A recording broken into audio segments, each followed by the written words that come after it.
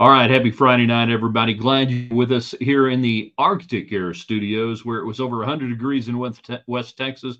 But today it was under 100 degrees right here, well under in the cool comfort climate of the Arctic Air Studios. If your air is not Arctic, you know what to do. Call the bear, callthebear.com. If you're looking for a great career or know somebody is, not a job, a career in the HVAC industry, you need to call the bear, callthebear.com. Call my man Stacy. Call everybody who's out there because you know what, they're going to take care of you when you call. All right, we got stuff tonight brought to you by Domino's Pizza, Domino's.com. Get the app. Like I was getting emails last 2 days, like $6.99 or something, $7 for like a two-topping. Just sign me up for that. In fact, I think my wife may be bringing Domino's Pizza home. Not sure on that. Also by McAlpin Chiropractic, the official chiropractor of Raiderland. He's a great West Texan, great Red Raider. He has worked with the highest level athletes at Texas Tech for decades. Now, he was slowed himself this summer. He had a little shoulder work he had to get done. He's in action. Call Kevin McAlpin. He's your guy. All communications, whether you're on X, whether you are on Facebook, whether you are on YouTube. And we love everybody who's out there. We want to hear from you. Thanks to United Supermarkets, Market Street. There's probably one where you are. They support Texas Tech, do a great job supporting West Texas. We are proud to be associated with the great people at Market Street and United. And then, of course, all the Western wear brought to you by Boot City, 1 mile outside the West Loop, 19th Street. Today, not actually wearing a Boot City Western shirt. We're going throwback. It's Texas Motor Speedway. Here you go. There you go. The Wild Asphalt Circus T-shirt. Going back to 2013 and the late, great Eddie Gossage. Look at him, Mark. Look at him promote. Look at him make Texas Motor Speedway some place that people wanted to go to. And now look at where it is today. I will not say any more beyond what I have just said. I think you understand what I am telling you. All right, Craig, glad you're with us. Let's get it going in 3, in 2. Good evening, West Texans, all you good, fine, friendly folks out there who wish you were. I'm Ryan Hyatt, TheRaiderland.com. You start your day every day. Hot links. We had great hot links today, including a great SCTV skit from the early 80s with Martin Short. I think it was John Candy. And anyways, it's Mr. Rogers fighting Julia Child with Howard Cosell doing the commentary. After the show is over, everybody who watches it, go to the site, TheRaiderland.com. Go to the hot links. Find it. It's beautiful. It's incredible. SCTV was funnier and edgier than SNL was in the 80s. They really were. So we start the day every day. Now, on Fridays, we ask you the most Texan thing you have done this week. What would you consider the most Texan thing you have done? We started this maybe 10 years ago. I don't know. It's been a while. And we've had a lot of fun with it over the years. And I love asking the question because it forces you to think about, was I Texan enough this week? What did I do that was Texan enough? Maybe I had leftover nachos for breakfast today. It was a bad choice. I'll admit. It probably was a really bad choice about an hour or so later. But, you know, you're a Texan. You can eat nachos for breakfast. What was the most Texan thing you did during this week? Tonight, we talked about it yesterday. Fridays, so the last several years, I guess 6, yeah, pretty much no Friday night broadcast. Been, watching my son play football, Friday night lights, and Fridays we were pretty much out. Well, as he goes off to college, we've got Friday nights back. And we're going to open up Friday nights to a really kind of not a catch-all, but round up the week. When Tech football starts, we'll do our predictions and everything on Friday night. We'll do some of that, but it's going to be kind of an end of the week deal that we haven't had an opportunity to do in quite some time. And now we've got our Friday nights where we can spend a little time with you. Most times, there are going to be times I'm going to take Friday night off. You'll deal with it. You'll live with it. But tonight, and we're going to do a lot more Lubbock topics for you. the downtown streets. So they've got a bond proposal coming out of the Citizens Advisory Board that goes to the city council that says you need to spend $110 million doing this. Well, part of it is, on the table, is it time to get rid of the brick streets downtown? Yay or nay? So I ask you guys tonight, and if you want to talk Tech football, I should say this right now early, the early arrivals. Any questions on Tech football, anything you want to talk about, it's always there. You guys can always, text in, chime in, chat in, just like Craig on Facebook, whether you're on YouTube, whether you're on X, Twitter, doesn't matter. You guys can fire away anything you want, particularly on Friday. I'm not going to say open lines because I'm not going to rip off the great Rush Limbaugh. And then all of a sudden, everybody on Friday nights was like, yeah, it's open lines on Friday. That's stupid. It was always open lines on the Williams and Hyatt show. It was always open lines on Raiderland with Ryan Hyatt and Rob Bro. Always. So if you have tech thoughts, fire away. That's cool. But the question tonight, for Lubbock denizens or otherwise, get rid of the brick streets downtown or not? And for the longest time, and you guys know me, I am big into history. I am big into preserving history and different things like that. And I was like, okay, yeah, do we got to get rid of them? Why do we got to get? Well, from a fiduciary standpoint, they make zero sense. If I were on the Lubbock City Council, I would be derelict of duty if I voted for anything and advocated anything other than replacing the brick streets with regular old streets. It don't work no more. You can't get the bricks right. You can't get them to do it the way you want to do it. It doesn't make sense. But my compromise now over the last year or so has been leave a strip of bricks there at each intersection downtown or certain intersections. Doesn't have to be everyone, just certain intersections. And leave a strip at the crosswalk going across each way. Now, who did this? This sounds incredibly familiar. If you're just jumping in, jump on the chat line, thanks to United Supermarkets and Market Street.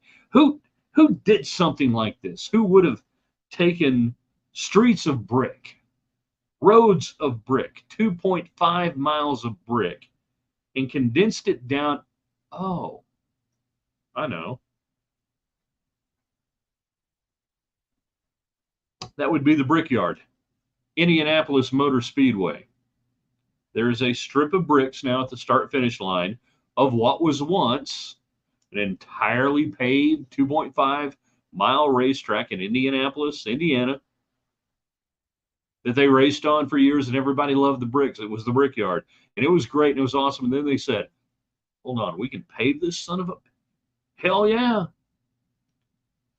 And they let a little strip of bricks there. It's not hard to do. Not hard to do at all.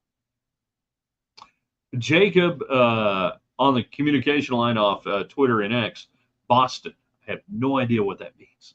Great band. Alan, the brick street should only be for the sidewalks unless we have World War III and have Russian POWs build more brick streets. I like what you did there, by the way. Hey, how you doing? Hey. Did you bring Domino's pizza?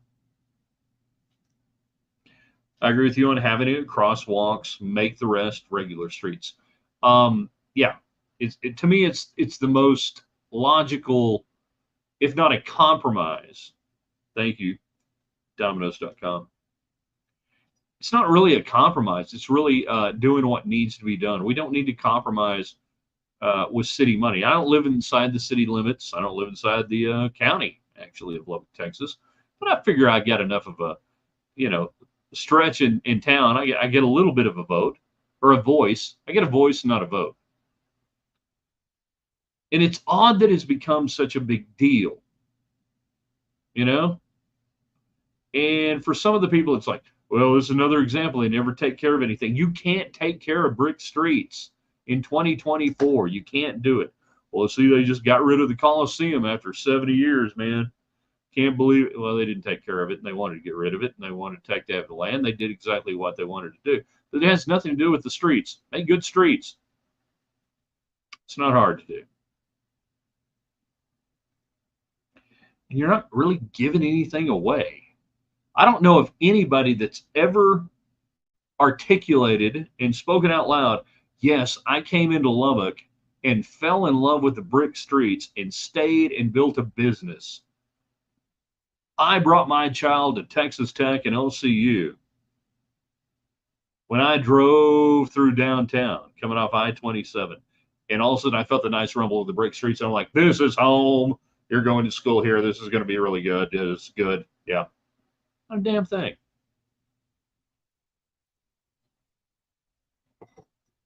And if we went back 100-something years when they were laying down the brick streets, I guarantee you most of the people in Lubbock would have been like, if there was anything better to use on the streets than brick, they would have used it. I mean, if they could have driven down 34th Street or Indiana or anything, and got, hold on, we can build streets like this? What are we doing with brick? Stupid. We, our era, our generation, and even past generations, you romanticize things and go, oh, that's great. We need to keep that. When the people that actually lived through it would have done anything not to have it, to have what you have now, they would be looking at you cross-eyed like you're the dumbest person walking the planet. So I guess now you know my position on the brick streets. That's one of the Lubbock issues going on. If you have other Lubbock issues you want to talk about, we can. We can talk about Texas Tech football tonight. It's Friday, I know. We might go as long as the comments and queries and everything is good, as long as the interaction is good. It's up to you guys.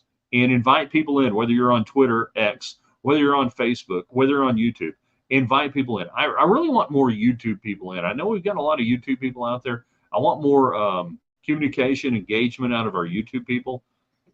So if you like what we do and you're enjoying it, you're having a good conversation, fire away. But invite your friends in and say, this is where you go at 6:30 every night. Once you get done watching David Collier, KMAC 28, Red Raider Nation, local TV, ABC, then you can come over here and hang out with us. We're also, in addition to any Texas Tech football thoughts, and I don't know what here at the end of the week, we're going into a scrimmage this weekend, and you'll learn nothing. Here's what you'll learn. Offense looks good. That means the defense looks bad. Defense looks good. Offense looks bad. That's pretty much the end of that, right? So keep everybody healthy and don't get anybody hurt. It's pretty much your goal in an intra-squad scrimmage. This is why, like, this week would be perfect. This weekend would be perfect. 2 weeks out from opening day, that you get together with, and this is where I would say that you play a WT and ACU, maybe even New Mexico State, something like that, and you have a scrimmage just like Ropes in New Deal did yesterday, I think in New Deal, that you have a scrimmage like that on the college level. You play against somebody else, a controlled scrimmage, let people go in, don't charge them money, maybe $5, I don't know. $5 and the money goes to a charity. Doesn't matter. That this is where college is missing out in utilizing some regional aspects like this, that you could go have a scrimmage and you can actually see against somebody who doesn't know every play call, who hasn't been there in practice every day. And as soon as Baron Morton goes, laser 33, laser 33, red stretch, and all the defense is like, okay, yeah, we know what this is. Yeah. That if you did something like that, it'd be much more entertaining. You'd get better as a team. But I'm not going to say they're never going to do it. We're getting closer to it, but it would be much better. Alan, get the brick formula from what the Romans used 2,000 years ago. Build all the streets that way. We killed them all. They're dead. We can't even speak Latin as a spoken language. Uva uvum vivindo varia fit. Uva uvum vivindo varia fit. Anybody who can get that, you're welcome to take a shot at me. It'd be nice to be shot at by an educated man. Hell, for all you know, Alan, you're about folks to rob us. Major League Baseball does hate baseball. When I heard how much it would cost to replace the brick, I was stunned. Two things, Gary. We have the question tonight. We'll get into that here in a minute. Major League Baseball does everything they can to ruin baseball. The game of baseball is great. Major League Baseball sucks. And the people who run Major League Baseball are stupid. They really don't know anything about baseball. And they continue to prove it by ideas like, hey, what if, here's the deal, like our starting pitchers now aren't going very far and they're not throwing a lot of pitches. What if we made a rule where they had to go 6 innings no matter what? Unless, like they're hurt or dead or they give up like 400 runs or something. What if we did that? And then people would come to the games because they would know that the starting pitcher is a character, a main character. This is real, people. They're Major League Baseball people. They're actually discussing this.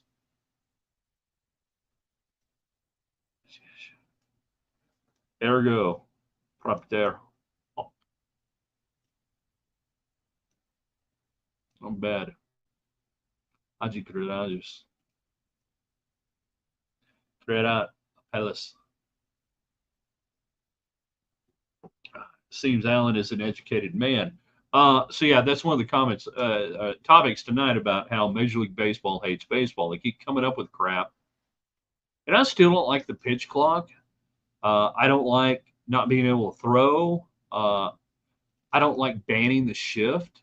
Baseball is a self-correcting game, and if you don't like it, beat what people are doing against you. Baseball as a game was great for 100 years. Why is it not great right now? Well, it's your fault. Not mine, not the rules' fault. You don't like it, play it different.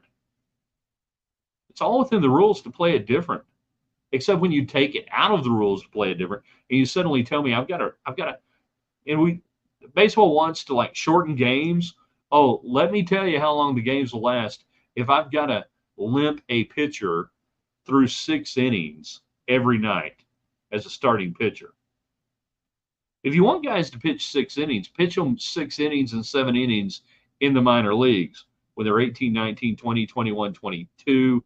Bring them up when they're 23. If you want pitchers to be able to pitch deep, pitch them deep. Will you have some arm injuries? Probably. You always do. We don't care anymore. We just have Tommy John surgery, and they come back and they throw 99 instead of 91. Ain't nothing wrong with baseball. Major League Baseball keeps screwing it up. I don't. Baseball takes too long. Baseball takes as long as it takes. That's the beauty of the game. And it can be fast, and it's up to the umpires, and the owners have to tell the umpires to say, get in the box, stand there, take the pitch, get on the mound, throw the pitch. If you don't, you got 10 seconds, I'm going to call a ball. I don't need a pitch clock. I need an umpire. And not Angel Hernandez. Tim, I love the bricks. Reminds me of home. Well, you don't live here, obviously, and the bricks suck. And I'll let you have, Timbo, your bricks right there at the intersection, and you can go down there, and you every time you come home, you can kiss the bricks, just like when they win at Indianapolis Motor Speedway. You can go out there and you can kiss those bricks every single time. But for the most part, you can't repair them. They don't work. They're bad. And it's time to grow the freak up and just replace them and put a real road down, which is what they would have done if they could have built a road like that in 1920. Getting a little worried about David Collier. Usually he's in here by now. I know he went home after radio today and took a nap for like 4 hours, and then was going to go up there and was going to tell Lauren Motter that he never really had long hair. Y'all see that on Twitter last night? Night before last? They were doing some back to school stuff. I actually shared my 1983 football picture with the long hair that Coach I had. My dad was just like, well, if you think it looks good on you, you're the only one who's got to wear it. And he just shook his head and kind of walked out of the room. And later on that year, I did cut it off for the most part because it sucked and it was really hot. Didn't like it. Yeah, so we did. Me and Brian Mudd have like the same hair lineage. KMAC 28 anchor Brian Mudd. We have the same hair lineage in photos, I've noticed. Like we both, I think, had photos taken. If you ever had a school picture made wearing a concert T-shirt, you're one of me. You're one of us. Like I think it was sixth grade. I'm wearing an ELO concert T-shirt and some spiffy all sport glasses at the time, black glass. I looked like Buddy Holly with long hair, man. It was great. Looking back, you know what I looked like? I just thought of this right now. I looked like one of the Hanson brothers in 1982 and 1983 and right in through. I looked like freaking Hanson brother. Well, actually, it would have been only 82 or 83, depending on when I got rid of the black glasses. But the year with the black glasses, because my dad was like, well, you break too many glasses, you're gonna have athletic frames. You're gonna have they call them athletic frames. Really? What? What are athletic frames? These aren't gonna break. They were freaking Buddy Holly glasses. I might as well have been the one with goggles. So if you were following along on Twitter at Ryan Hyatt Media, Brian Mudd, Lauren Motter, the KMEC 2018, Collier's got his picture up there, and he looks exactly the same. And all of us, well, Lauren looked like a little first grade girl, like you would expect. And then there's me and Brian Mudd in our pictures, and we're like, yeah, we look like total derelicts, fast time at Ridgemont High.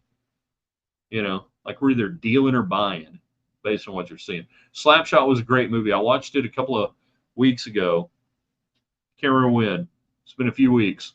Start to finish for the first time in years. It's not just a great movie. It's an incredible movie. Thank you, Paul Newman. It sums up the late 70s, by the way, in America, as good as any movie. If you've never seen it, if you're under the age of 35, I'm guessing you probably hadn't seen it, unless you play hockey. If you're under 35, you need to see Slapshot. I'll give you an idea about it. Most Texan thing you have done this week, what is that? Every Friday night. Lubbock Topics, it's bricks. They decided to give the First Friday Art Trail $5,000 to do security. Why do they have to give them anything? Don't really have to give them any money.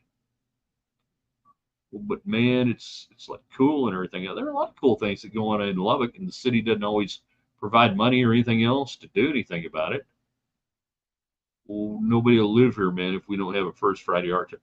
What I saw after the city pulled the $30,000 initial funding from the First Friday Art Trail was a ton of people online in businesses and everything else talking about how much they love it. All right, well, pay up, pony up, spend the money, do it like anything else. It's not hard. In the minute you're not taking government money, then you don't have government stipulations and government strings attached. I don't know why more people don't see this. That goes for education as well. 6 innings minimum. Oh, but if you throw over 100, you can come out. You get hurt, you can come out. Stuff like that. Hey, baseball. We made the bases bigger because we wanted more stolen base attempts. I'm like, you think Abner Doubleday screwed it up when he was putting it together? No, he didn't. It was beautiful. Nothing wrong with the game of baseball. Major League Baseball hates baseball. They hate baseball fans. That's all there is to it. Kind of intrigued tonight that we're a little quiet on the Texas Tech football side. That if you are watching right now on YouTube or on X, Twitter, or on Facebook, you can get it next to United Supermarkets. Any thoughts on Texas Tech football? This is where, I'm sitting here looking at my calendar, this is where a lot of fans are like, oh man, every day it comes out, the coaches are happy and positive, and this is good, and they start to get a little gun shy. And I've seen some people saying, well, I like this better than last year where they were so confident, they were so proud of everything going on. And I didn't get that. Now, did last year work out the way you wanted it to? No, it did not. I mean, you probably wanted more than just make a bowl game, but you do. You go get you one. But what do you want? You want coaches that are, well, we suck. I mean, you want your coach to come out and say, "Yeah, I saw the over/under win total in Vegas was sitting at 7-5." I don't know what they're drinking. They obviously haven't seen the same game film we've seen for practice. I mean, we've got an offensive line that's like a sieve. We don't even know who's going to play where 2 weeks out from the first game, and we're sitting here going, "All right, you could play here, you could play here." Yeah, we don't know. And we got one quarterback, and after that, it's probably going to be a, you know, total freshman coming out of high school. We don't know what's going to happen. We got this great receiver. Don't know if we can get him the ball. Defensive line, we got nobody that looks like they're a potential NFL prospect that can control anything. But the linebackers, at least, we think we've got a lot of them. And, just every year we say, as long as we got a bunch of guys in the secondary, we're going to rotate them in and keep them. What do you want them to say? That I never understood the fan reaction to a coach being positive. Why would you not want a coach being positive? Well, he's blowing smoke up my ass. Well, that's his freaking job. Your job is to be smarter than that and go, well, maybe they will, maybe they won't. And it's one of the things that it's not exclusive to Texas Tech, but Texas Tech somehow over the decades, and I can talk about this more than most, going back 80s, 70s, different things, that it was a fan base that got conditioned into a beaten dog syndrome. And you got your hopes up and you got beat so many times, like an old dog, you just laid down and you just didn't want to do it anymore.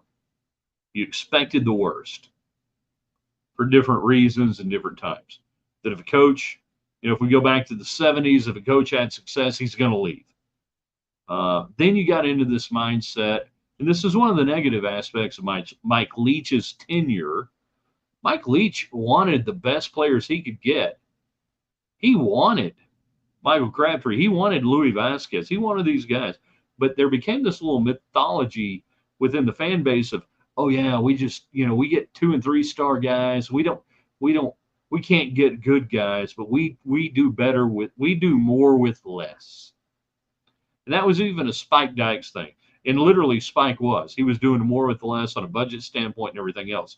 Mike had the budget. Mike had more resources, but it became another refrain of, and Tech fans kind of fell into that over the decades, over the years of, we don't really want good players. We'd rather have these guys and do more with less. So you have that backdrop over the years. And then when somebody comes in and says, hey, what if we try to do more? What if we try to get really good players and try to do more with them? And people kind of bristle at that. Some, not all, not you, I'm sure. You're incredibly smart. You're a smart person. But when you have the mindset of we do more with less, that gives you an automatic excuse as a fan of a team that if they don't win big, if they don't do much, then you can just fall back and say, at least we're not so-and-so. At least we're not this school that doesn't achieve, and they've got everything. It's a great built-in excuse. The excuse of we do more with less abdicates any reason to say, well, we expect more. And I think Texas Tech is at a critical crossroads right now in the new Big 12 where you better expect more. There's no reason why Texas Tech cannot be, it actually is right now, a have and not a have not in the Big 12, in the conference you play in for the next 3, 4, 5 years until it, scuttles and goes to hell. The idea of just a little poor West Texas school, you got to get over that. Quick, real quick. Doesn't translate anymore. But this is the time of year I see that right now. Look at the calendar, about 2 weeks out. And this is when people get to go, oh, well, and maybe, and I don't know. When you read the comments and different things, you hear the people talking and, I don't know. You ain't got no reason to not expect more. So do it. Well, what if they don't? Well, hold them accountable. What does that mean? I don't know. Make changes. I don't know what kind of business you own, run, or work for. I don't know how it operates, but I hope there's accountability. CJ is on Facebook. Expect more and show more when you're playing. I show more when you're playing. Not exactly sure what that means, but yeah.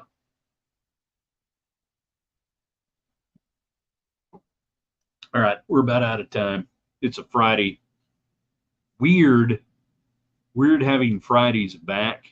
Not sure what we're gonna do, but I think a lot of nights, probably Friday, we'll have a show for you. And we'll do a lot of predictions, cool stuff like that. Who knows what we're gonna do? I don't know. It's gonna be interesting. Whole new world. I want to thank Domino's Pizza, Domino's.com. Please get their app, subscribe. You get an email blast or whatever. Hey, we got two toppings, $6.99 pizza. Really? You don't want that? McAlpin Chiropractic.